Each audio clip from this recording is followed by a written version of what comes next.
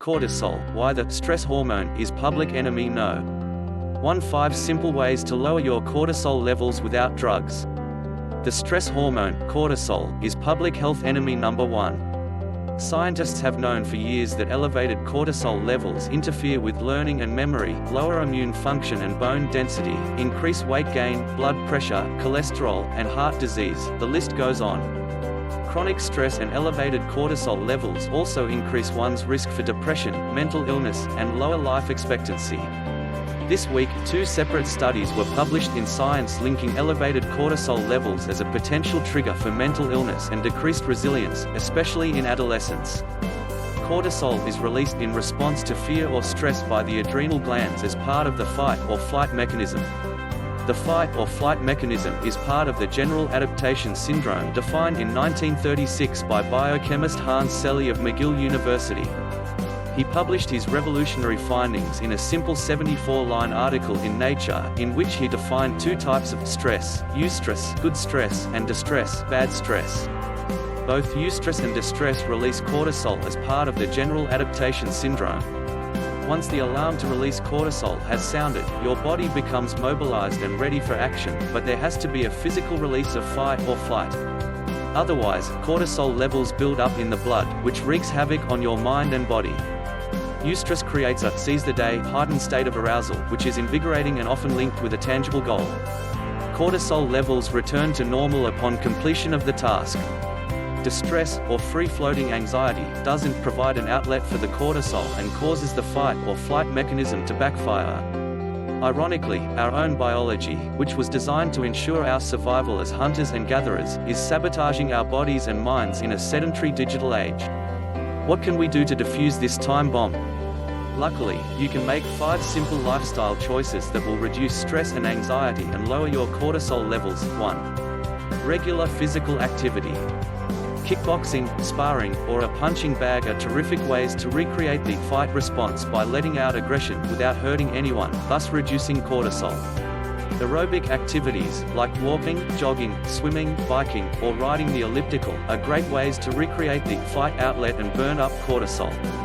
A little bit of cardio goes a long way. Just 20 to 30 minutes of activity most days of the week pays huge dividends by lowering cortisol every day and in the long run. Fear increases cortisol. Regular physical activity will decrease fear by increasing your self-confidence, resilience, and fortitude, which will reduce cortisol. Yoga will have a similar effect, with the added benefit of mindfulness training. If your schedule is too hectic to squeeze in a continuous session of aerobic activity, you can reap the same benefits by breaking daily activity into smaller doses. An easy way to guarantee regular activity is to build inadvertent activity into your daily routine. Riding a bike to work, walking to the store, taking the stairs instead of the escalator, these all add up to a cumulative tally of reduced cortisol at the end of the day. 2. Mindfulness and loving kindness meditation, LKM. Any type of meditation will reduce anxiety and lower cortisol levels. Simply taking a few deep breaths engages the vagus nerve, which triggers a signal within your nervous system to slow heart rate, lower blood pressure, and decrease cortisol. The next time you feel yourself in a stressful situation that activates your fight or flight response, take 10 deep breaths, and feel your entire body relax and decompress. Setting aside 10 to 15 minutes to practice mindfulness or meditation will fortify a sense of calm throughout your nervous system, mind, and brain. There are many different types of meditation. Meditating doesn't have to be a sacred or new agey, woo-woo experience. People often ask me what kind of meditation I do and how to practice loving kindness meditation, LKM. I am not an expert, but have developed a technique that works for me. I suggest that you do more research, visit a meditation center if you can, and fine-tune a daily meditation practice that fits your schedule and personality. Below is my daily meditation routine. I like to practice 2 types of meditation in one 15-minute session. Personally, I like to use a timer and an Om or Aum track I have on my iTunes. Some purists might call this sacrilege, but it works for me, and it might work for you. To begin, I jot down the names of people I know who are struggling or suffering on a note card. Next, I set my iPhone to a 15-minute countdown that ends in a harp sound. Then, I sit upright in a chair with my legs crossed at the ankles, set the timer, start the Om track, and sit with my palms open and facing upwards on my knees. I begin with a mindfulness meditation of simply focusing on my breath and repeating my mantra, which is 3 words that resonate with me. You can choose any word or combination of words that have meaning and significance to you. I repeat these words silently in my mind like a rosary, as I take deep breaths, relax my shoulders, and feel myself drift into a trance-like state. After a few minutes, I move into the loving kindness meditation (LKM) phase, which has 3 steps for me. First, I go through the checklist of specific people I know who are struggling, suffering, or frustrating me, and send them love, light, strength, and compassion. Secondly, I move to universal thoughts of loving kindness for strangers I may have read about in the news or larger populations that are suffering. Thirdly, as part of the LKM phase, I focus on self-compassion and forgive myself for my trespasses and ask for atonement. After I've completed the LKM cycle, I return back to a single focused meditation, emptying my mind and focusing on my breathing until the alarm goes off. When I hear the harp sound, there is always a Pavlovian conditioned response of an ah feeling, accompanied by a big exhale, as I open my eyes and face the real world again. Remember, you can meditate anytime and any place. Mindfulness meditation is a powerful de-stressor and cortisol reducer that is always in your toolbox and at your fingertips. You can squeeze in a few minutes of meditation on the subway, in a waiting room, on a coffee break. 3. Social connectivity. 2 studies published this week in Science illustrate that social aggression and isolation lead to increased levels of cortisol in mice, which trigger a cascade of potential mental health problems, especially in adolescence. Researchers at Johns Hopkins established that elevated levels of cortisol in adolescence change the expression of numerous genes linked to mental illness in some people. They found that these changes in young adulthood, a critical time for brain development, could cause severe mental illness in those predisposed for it.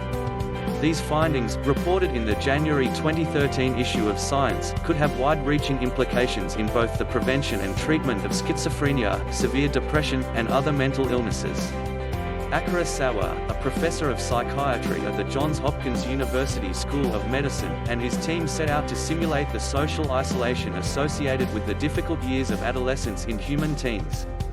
They found that isolating mice known to have a genetic predisposition for mental illness during their adolescence triggered abnormal behaviors that continued even when they were returned to the group.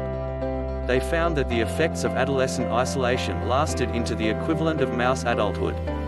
We have discovered a mechanism for how environmental factors, such as stress hormones, can affect the brain's physiology and bring about mental illness, said Sawa. We've shown in mice that stress in adolescence can affect the expression of a gene that codes for a key neurotransmitter related to mental function and psychiatric illness.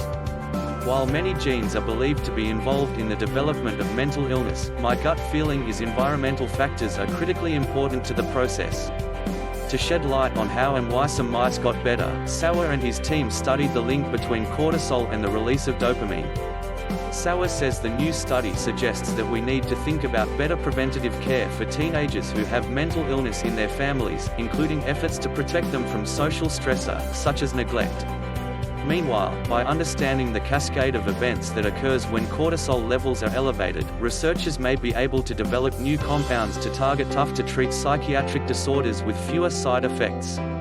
In another study published in Science, French researchers revealed that mice subjected to aggression by specific mice bred to be bullies released cortisol, which triggered a response that led to social aversion to all other mice.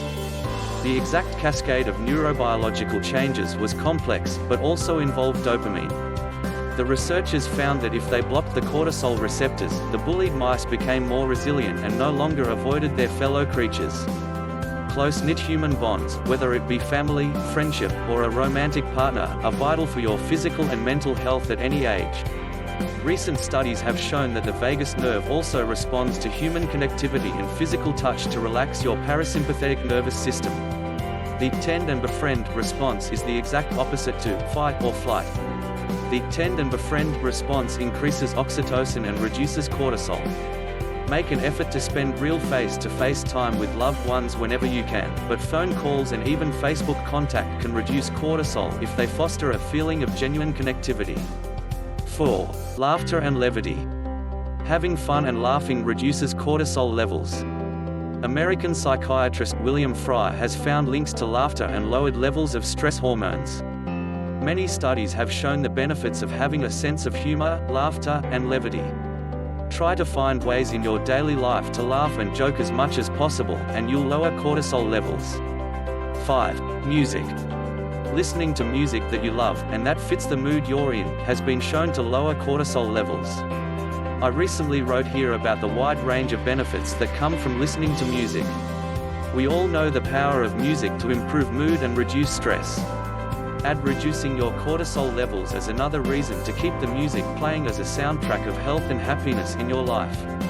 Conclusion. President Obama's second inaugural speech brought up many calls to action.